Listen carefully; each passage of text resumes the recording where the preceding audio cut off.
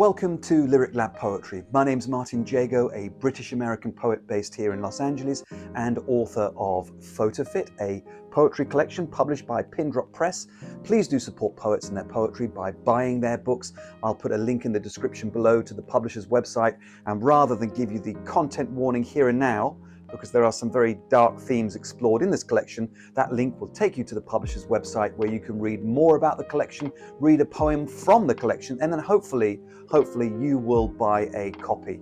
And this is very reasonably priced at just £10 sterling, which is about, I don't know, $13 all told, including the shipping, less than $20. So please do support poets and their poetry by buying their books. And the poetry news I've got to share with you today is that I have another book coming out. It is a poetry chapbook that will probably come out later this year, although I've not received or signed the contract yet. The offer has been made. I'm very excited about that. And when I received that news, as well as being very excited, it got me thinking about poetry chapbooks in general, and I thought that might make a very good subject for a video here at Lyric Lab Poetry. So that's what the focus of today's video is all about, helping you to craft, I hope, and gather some ideas and material perhaps for your very own chapbook. The first question to answer is, what exactly is a chapbook, or a poetry pamphlet, as it's very nicely known in the UK? And although those words will have had different origins,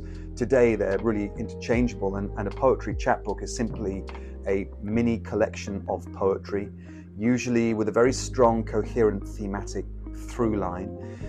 And when I say a mini collection, I guess that depends on the publisher, but somewhere between 15 and 30 pages of poetry is usual. And most chapbooks are published through chapbook competitions. And that's exactly the way I went when submitting my poetry chapbook. It was one of the winning selections in a poetry chapbook prize. It wasn't the winner, but it was one of the winning selections. And I will definitely take that as a win, because I know that there were over 400 submissions as part of that prize, and that the publisher will publish around about eight collections. So that really is about 2%, right? So to be in the top 2% is what you should be aiming for, and not an easy thing to achieve.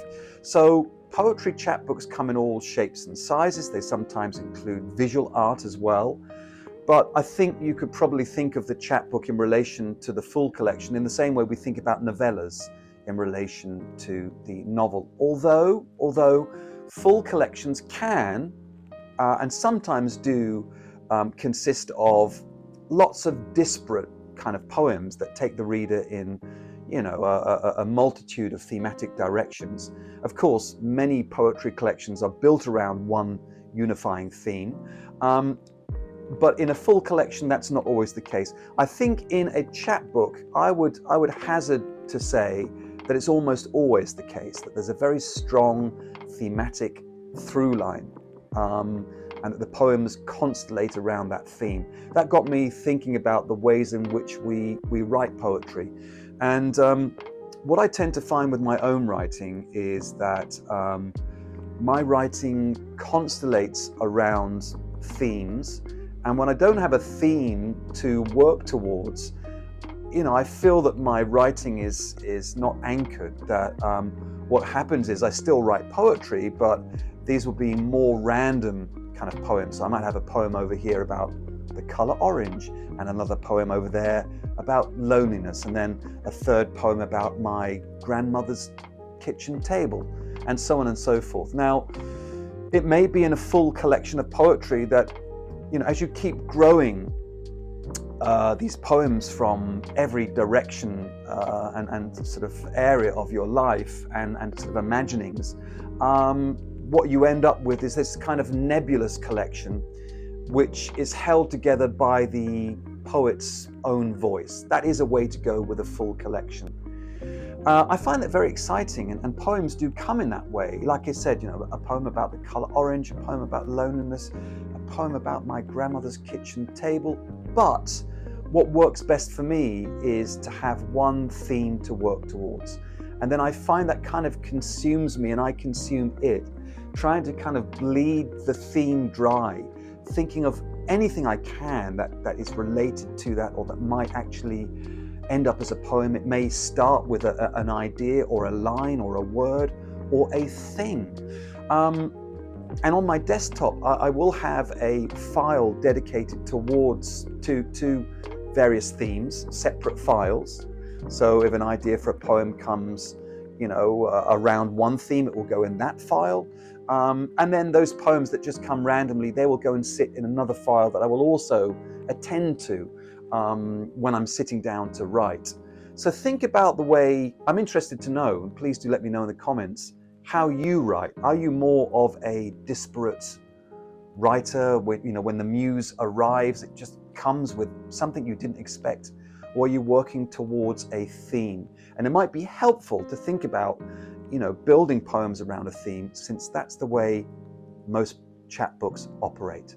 I've got two very good examples. Here is Merna, Dyer Skinner's collection, A Brief History of Two Aprons, and another poetry chapbook here called Blue Hunger by Terry Wolverton.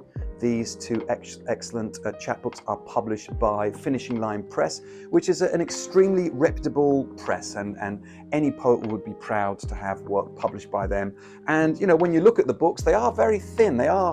This one, Terry Wolverton's collection, is about 30 pages, so on the longer side for a chapbook, I would say, whereas Merna, Dyer Skinner's collection comes in at around about 22 pages. But really wonderful collections. And the poems, the collection's as long as it needs to be, ultimately. But you should be thinking of around 15 to 30 pages. I'll just share something about the chapbook, that my chapbook that's coming out hopefully later this year, is that I didn't actually build the chapbook or the poems around a theme. There's a sneaky other way to approach the chapbook, and that is to build your poems around a motif. My grandmother's kitchen table. Let's take that as a central motif. If we take the idea of a kitchen table, and the table I'm thinking of is several hundreds of years old, think about all the conversations that have taken place around that table. Think about all the people that have sat around that table. Think of all the meals eaten, the homework done, the arguments had, the contracts signed. Think of all of the associations we make in terms of idiomatic language. To get your feet under the table is the idea of being an outsider, but finding a place at the table is the idea of having some agency. And around this idea of the table, I could just keep going. Think of all the people that have lived and died that sat around that table. What about the ownership of the table before it was my grandmother's kitchen table? Think of the material it's made of. Is it oak?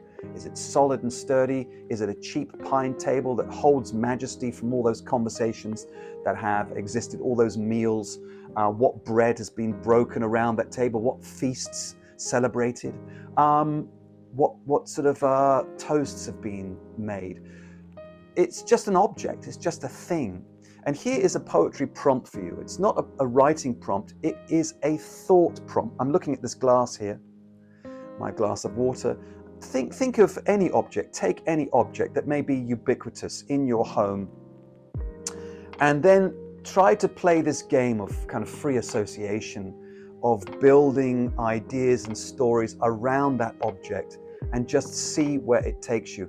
And I want you to do that in a couple of different ways. The first prompt is to do that with anything in your home: a cup, a glass, a table, a piece of furniture, something that you wouldn't think would be imbued with meaning, but you're going to give it a story. The small bowl that sits near the front door where everyone drops their house keys when they come home at night. Play with that idea, and then you might want to develop this on the page. Just put some ideas down, and then step outside of your immediate environment of your home, and think about what if you could play that same idea, that same game of building poems around, or ideas for poems around a motif. I was thinking the other day of some of the most meaningful conversations I've had have taken place not when I'm sat directly opposite someone, which is, can be, intimate, but also aggressive, a kind of sense of confrontation. But some of the most meaningful conversations often happen when you're sat side by side or just walking down the street. Somehow people feel, I don't know, it strikes me perhaps that they are less inhibited and more able to open up if there's not that conflict of being face to face. And that got me thinking about cars. And, we all have these strange thoughts. Just go on that flight of fancy. Allow that, imagination to start playing with the seed of an idea. You sit side by side in a car, driver and passenger. And of course, journeys are a really important part of the storytelling process, aren't they? There's a beginning, middle, and end.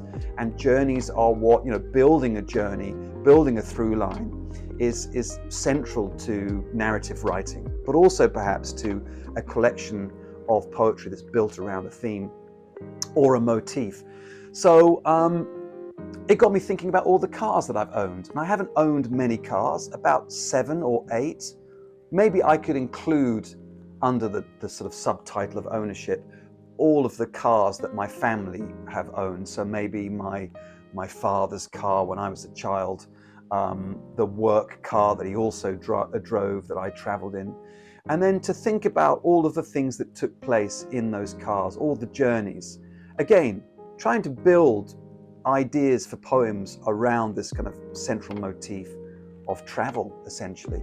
So there are just a few kind of thought prompts for you to play with. One that takes place with something in the home, and then a second kind of thought prompt exercise experiment with something outside. It could be the tree in your backyard, if you have a backyard, and if you have a tree in it. So a couple of other things I will say about the Poetry Chapbook before we close.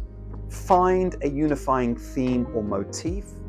Experiment with form and different styles of writing. It's not the case that a poetry chapbook has to be entirely built around one structural element like the haiku or the sonnet. It could be made up of different poetic forms. Sequence matters. That's the third thing I would say. So find your unifying theme or motif, experiment with form, but think about the order in which you will place those poems. And then finally, I would say, of course, editing always, revision is very, very important.